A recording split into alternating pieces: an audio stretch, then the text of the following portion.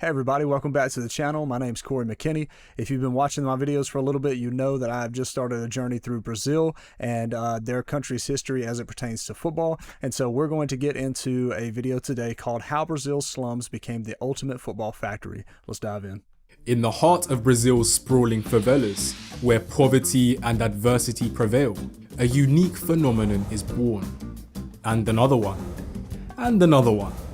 I could go on all day.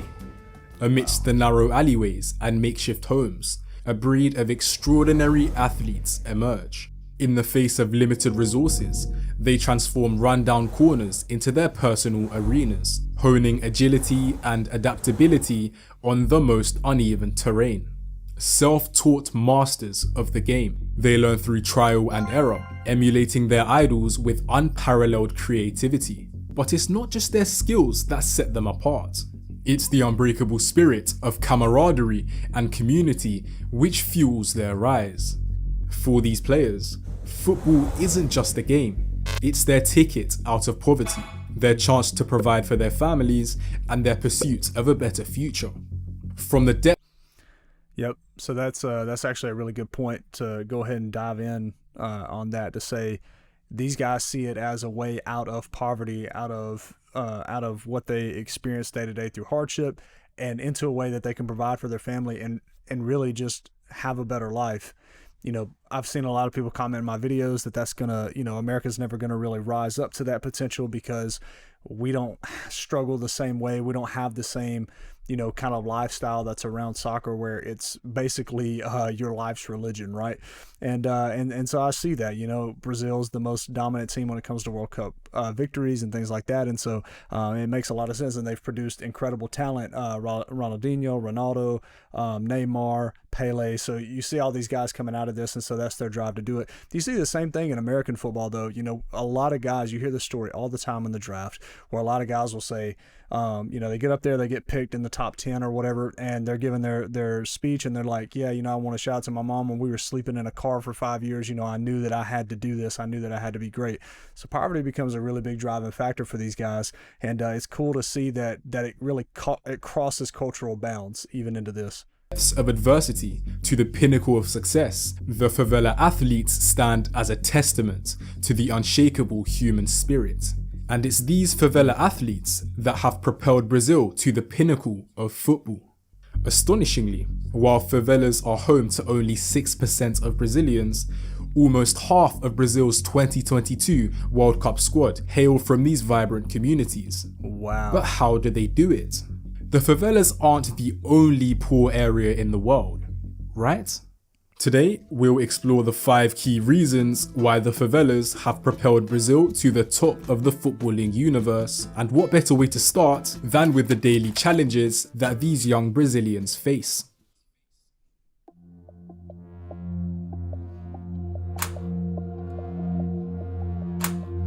Life in the favelas is alien to almost all of us in the West. Violence, drugs, disease, lack of sanitation.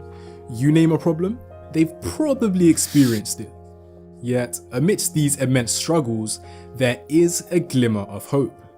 As we all know, there's no growth without some degree of hardship, and rock bottom provides a solid foundation upon which favela kids, also known as favelados, can build.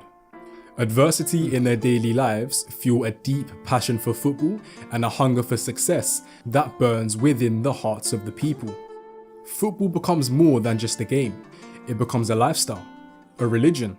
From a young age, favelados immerse themselves in the sport, dedicating hours upon hours to honing their skills and pursuing their dreams. In fact, you'd be surprised how many 5-year-old Brazilian kids have a better touch than me and you. In addition, the lack of resources sparks creativity as individuals search for innovative solutions to play the game they love. Whether it's using makeshift balls or transforming improvised spaces into their playground, favelados think outside the box, hence gaining a significant Man, first of all, just kind of seeing those images of just how poor some of these kids are, and yet they still have all the resources that they need for soccer, and that is a ball and just something to kick it at. It's incredible to me. I think that's one of my biggest draws to this game is just how easy it is to pick it up and play it. You know, you pick up any type of ball that is remotely close to a soccer ball and kick it around, and you can work on skills, right?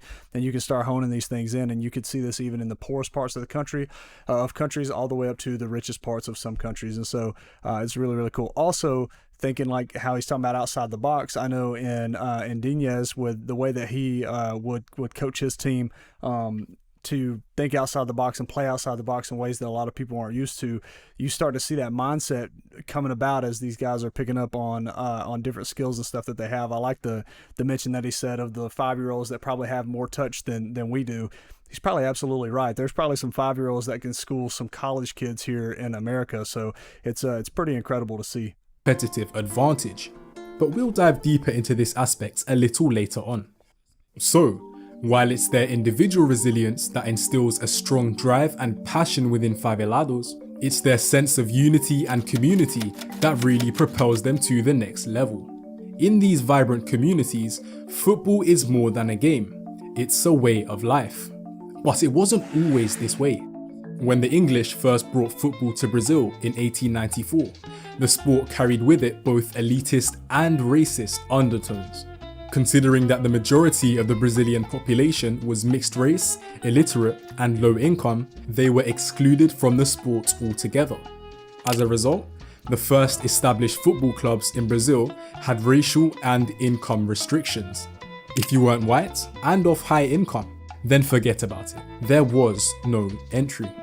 So, what did these excluded individuals do? Well, they relied on their creativity and resourcefulness in order to claim their place in the sport.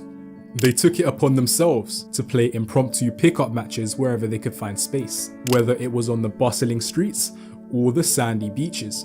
It didn't matter. If they had anything that resembled a ball, they would play.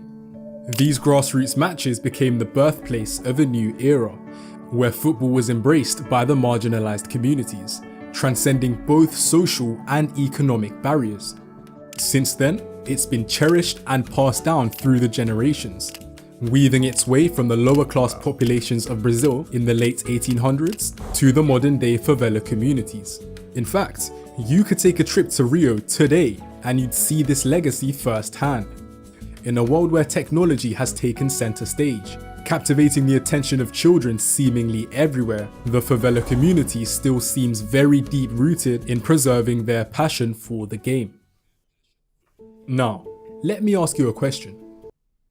Man, it's a really interesting commentary on the world that he just made there with that, talking about how that these kids don't have the access to technology that say other kids do around the world, and so they are more interested in going outside and still playing soccer than versus rather being inside and not doing anything. And so it's pretty true that the more comfortable you get, the less adventurous and things like that you become.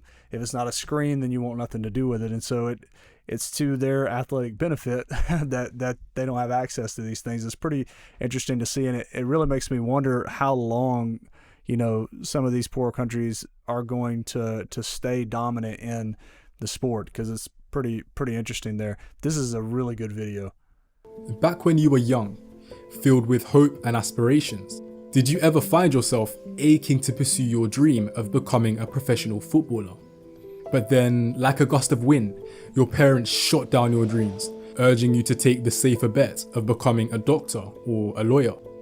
It's a tale that many of us can relate to, but here's where the story takes a compelling twist.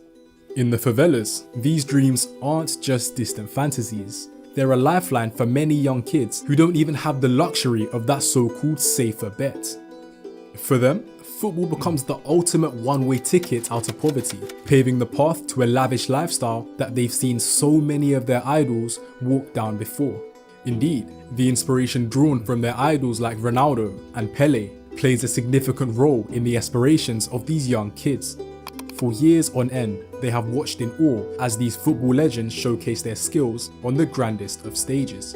And best of all, their journeys resonate deeply with these aspiring players due to the shared path that they themselves once walked. I mean, it's evident. As these young kids lace up their boots and step onto the pitch, they carry the inspiration of their idols with them. Every time you see a young Brazilian winger storming down the wing, turning his defender inside out and performing the most obscure of skills, you can't help but see flashes of Neymar and Vinicius Jr. within him. These flicks, tricks and mesmerizing skills that they try to replicate are a testament to the impact that these icons have on their lives. But how do these young players acquire these skills in the first place? Well, the answer can be broken down into 3 key factors. Firstly, the environment in which they hone their skills plays a key role. The unconventional surfaces of the rough streets and the sandy beaches, where they often play barefoot by the way, becomes their playground. Navigating through the maze of uneven terrains, crowded space, tight areas, and unexpected obstacles becomes second nature to them. Every bump and dip becomes an opportunity to fine-tune their ball control. These challenges cultivate a wide array of skills.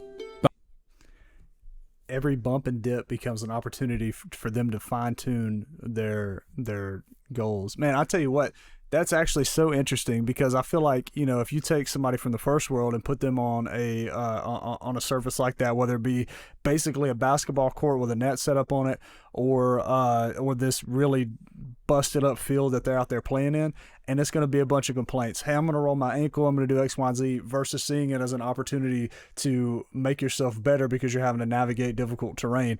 That is so interesting, man, because I know, like, if I'm going to play basketball with some friends, right, this is like the most relevant thing to me, and we show up at a court and like the court's all cracked and busted up and like there's no backboards on the basketball goals and stuff like that, I am going to be less inclined to play and have fun, just because I'm so used to an indoor gym, first of all, with nice goals and bathrooms and a water fountain and all this stuff. And in the same case here, you know, you get these kids that grow up in a lifestyle of, hey, we always have the best of the best access to everything, versus these kids who didn't have anything and they had to learn how to play with, you know, some taped up trash on a field with potholes in it.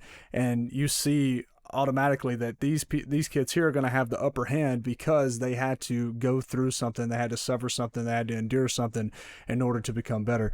This is incredible. This is such good commentary. Balance and stability are improved, and improvisation and adaptability become natural. So imagine when these players get the chance to step foot on a real pitch with proper boots on their feet. Indeed, it's no coincidence that boxers seek out the harshest of environments to train their bodies, minds, and skills. Naturally, preparing in grueling conditions makes it much easier when they step into the cool, well-ventilated embrace of the boxing ring. Exactly. But it doesn't stop there. The prominence of futsal in Brazil has been a key element as to why Brazilian players display so much flair and are so skillful. Futsal is a fast-paced, small-sided game played on indoor courts. The intense nature of futsal, with its quick transitions and limited space, further highlights the need for lightning-fast thinking and dribbling. Now, check this. When it comes to mesmerizing dribbling and impeccable flair, there's often one name that springs to mind. Messi. Ronaldinho. Oh, wow. Who is arguably the GOAT of all of these aspects. He got me, yeah. I was like, oh, Messi, of course. But then, yeah, Ronaldinho, like, as you guys have been telling me in my videos, unbelievable dribbler and incredible flair to the game, and somebody that I really, really respect. I've watched a couple of his highlight reels. YouTube won't let me put a bunch of them up because there's a lot of used footage and things, and so it's a little difficult to do that. But I know I've seen his game, and so this is actually that was really funny. I was like, yeah, Messi, of course. No, not Messi. Ronaldinho. They did play on the same team, but definitely has the better dribbling. And can you guess where Ronaldinho learned his craft? Futsal is an excellent way for children to develop their skills and understanding of the game. My technique and my dribbling skills came from playing futsal. Finally, the answer could be as simple as saying, because they have less money. It's simply a lot more affordable to play football than it is to spend your time playing video games or to invest in education and resources to try and level up your career. There's pretty much no barrier to entry. All you need is a football or even an empty soda can, and you've got a game going. In addition, a large proportion of favelados are latchkey kids and are therefore forced to entertain themselves often on the streets with friends. And there's one medium which brings them all together: football. In fact, it doesn't matter whether you're a latchkey kid or not. The power of football unites everyone, regardless of age, race, or gender. Amidst the backdrop of gang wars, armed conflicts, and governmental neglect, which are all factors that could very easily drive the people apart, when the time comes to unite and fight for a common cause, they sure do. Just ask this guy. Paolo and his community took it upon themselves to transform a hill of garbage into a beautiful garden space, using the very same garbage that once polluted their area. When asked why he did it, he said, "Because we always wait for the public authorities, but they're never there for us. So, if we don't do something together, nothing gets done." That's very much that attitude of, since nobody else is going to help, we have to step up and help ourselves. And this is something that so many communities miss, especially here like in the West in America. Like, there are a ton of communities that miss out on that idea, that driving factor that brings you together, because we have so many public services. And there's nothing wrong with having public services, but you see when those things are removed, that a community can do one or two things. They can either infight with each other, or they can come together and unify and say, okay, nobody's going to help us. We have to be the ones who help ourselves. And so they come together. And I imagine what he's probably about to get into is that in football, it's the same thing. It's the same thing. You know, they see that nobody's going to provide a way out for them.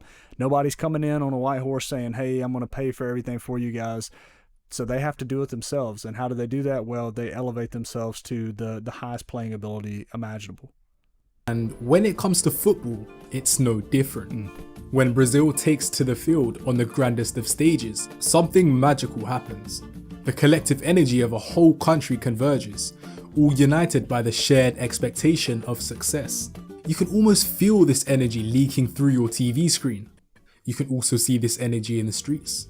In 2014, when the World Cup came home, Brazilians wasted no time in showing support to the national team by painting their country yellow, decking out full streets with Brazilian flags, and throwing the craziest street parties. To this day, favelados are often found on the streets of their favela, huddled in a circle, smashing the ball about and challenging each other to learn new skills. It's these types of experiences that have brought favelados together, and for those lucky enough to make it to the Brazilian national team, they carry with them that same contagious spirit and carnival-like energy. I mean, when was the last time you saw a goal by the Brazilian national team that wasn't celebrated with a never-ending sequence of passinho? From the bustling streets to the illustrious pitches, many Brazilian players have walked the same path, forging unbreakable bonds and resonating with each other on a deep level. And it's this above all which makes them so unique. Man, that was a really good video. I'm glad that I found that. It's gosh, you know, it's just so interesting to see the difference, right, in the mindset behind kids who don't have anything and kids who have everything. And so I'm actually very thankful that that, you know, this community hasn't folded in on itself, but instead they've locked arms and said, look, we're going to try to make something of ourselves. Now, I'm sure there's plenty of violence. I'm sure there's plenty of drugs and things like that, as oftentimes there are in, you know, poverty-stricken communities. However, something's different about this. And to show the point, you know, 44%, something like that, of their national team was made up from kids from this environment. That is insane. That's absolutely insane. And so, you know, a lot of respect for the Brazilian national team and for these kids who have driven or have really, I mean, not to be corny, but have started from the absolute bottom of the pit and have made their way up to stardom and fame. And so, you know, I have even more respect for these players now. Look, if you like videos like this and you want to see more as I take, you know, journeys through different countries and even more through Brazil, please like, comment, subscribe to the channel, and we'll keep rocking and rolling. Until the next video, I'll see you then.